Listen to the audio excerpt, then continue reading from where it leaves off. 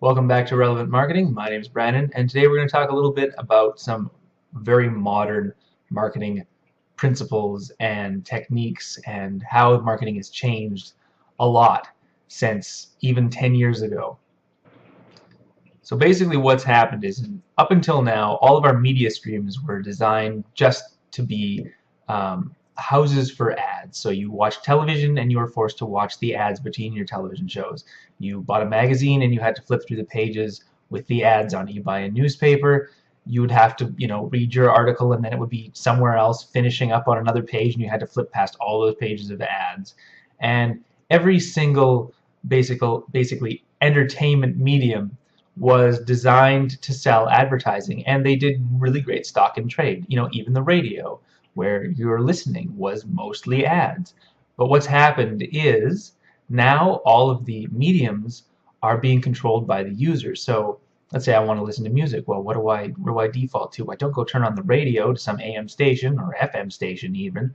I go to my iPod and I listen to song to song to song to song to song on all the bands I love. And that list is curated by me, and of course I didn't fill it with advertising because I don't want to hear advertising between my songs. The same habits applied in my reading. So if I want to read something that I'm interested in, I no longer subscribe to a magazine about the general issue. I look it up online. I look for the exact specific thing that I'm interested in. I don't watch television anymore on a standard television program because there's so much advertising in those shows. It makes you crazy. They're always cutting right on commercial, right? And they leave you on this dramatic cliffhanger. I watch most everything on Netflix now. So I watch exactly the shows I want back to back to back to back to back until, 1 in the morning. And I never see a single ad all that time. So I've pretty much cut all of the advertising out of my stream. Or have I? So welcome to the double-edged sword of the internet, which is as much as I get to pick exactly what I want to see, so can all the search providers, so can all the sites see what I'm looking for, and I can be tracked. There's all this information out there about me as a person that the internet providers have access to.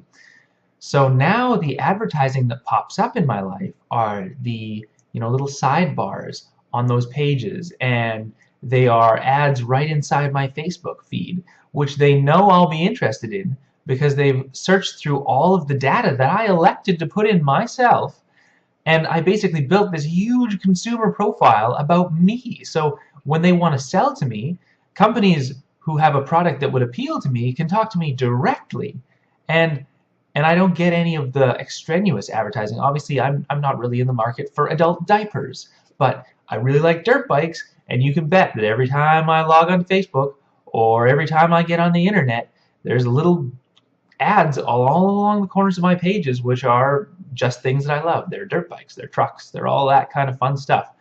And this is sort of where the world has gone. It's no longer about putting an advertisement in a big publication, mass marketing it, and hoping it gets to some of the right people, where you're doing really broad strokes of the brush, picking your demographics out sort of generally, and then blasting out a million copies of it.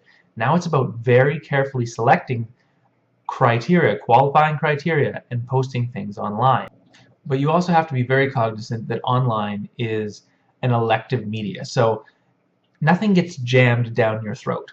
And we're all pretty good at tuning out the sidebars on the pages unless they interest us. It's very important now that you understand your target audience and you start building useful content for them, not just an ad that says, $4.99 for this light bulb, which is, an LED bulb, and that's a great deal, and we all know it's a great deal, and yay for your light bulb. But inspire me to love your company. Really show that you're passionate about light bulbs. It's now about building this deeper relationship with the consumer, because ultimately I can probably buy whatever you're selling, unless it's a very unique item, somewhere else on the internet for cheaper. And you don't want to fight on that value proposition. You don't want to fight on the faster, cheaper, because there's always going to be somebody out there in maybe another country where they have different trade rules, where they can afford to sell it even cheaper than whatever you're selling, and you just can't compete on it. What you want to compete on is service, is knowledge, is personality. How many times have you shopped with somebody that you just enjoyed shopping with and knew, maybe this deal is not the best deal, it's an alright deal, it's pretty much average market price, but I get to go down and hang out with my friend down at that shop who I've always gone to and always trusted in matters of, say, well, I don't know, record sales or something. Um, I get to go talk to my friend who's interested in classic vinyl just like I am, and then together we're gonna pick out some stuff, and I'll come home and I'll spend some dollars with him. That's the experience you got to provide now. You got to find a way to reach out to your customer on, in anything that they're doing. It doesn't matter what you sell. Just you have to be more passionate about it than the guy who's buying. You want them to come in and think, wow, that guy behind the counter is super quirky. He really loves plumbing fixtures. We like to go there here on this channel. He knows more about plumbing than anybody else I know. I totally trust him. I go in with this weird widget that snapped off the bottom of my sink, and I show it to him, and he knows exactly what I'm talking about. And better than that, he even knows a better replacement one than the one I had that'll fit in my unit. That's where you want to be. You want to be the expert. You want to be the friend. You want to have personality. And not just in store, online too. And here's the place where a lot of people are falling down. Social media is an ability to talk directly to your customers. Today, you can start a profile today. You can start posting up content, start posting up things that you've read that you think are interesting. The people who are interested will read along with you. They will like your page, they will follow you, and then when it comes time to buy, they're going to feel like they already have a relationship with you. And who are they going to come to? Well, they're going to come talk to you because they've been following your feed for months. They know that you're good at what you do. And that is immensely powerful.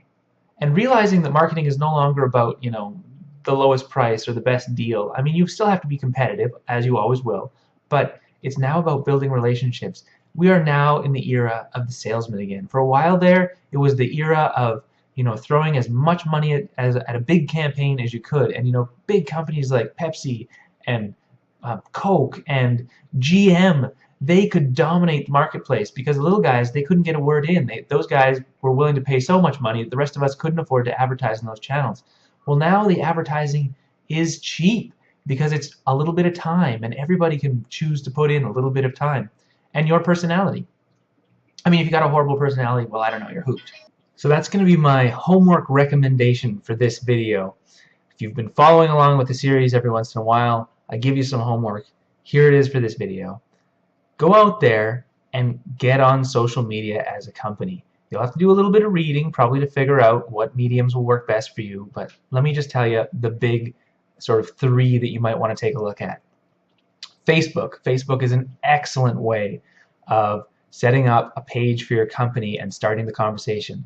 Facebook has all kinds of tools designed purely for the business just to reach out to other users of Facebook, the right users, start those conversations. It hosts pictures.